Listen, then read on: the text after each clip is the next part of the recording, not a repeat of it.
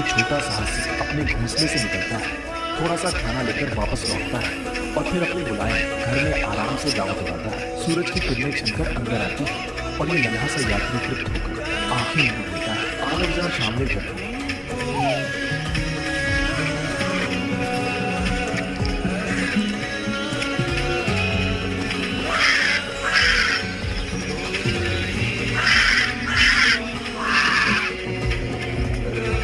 घायल कौवे को पप्पी बचाता है और दोनों की दोस्ती हो जाती है। दोनों जिंदगी का आनंद उठाते हैं।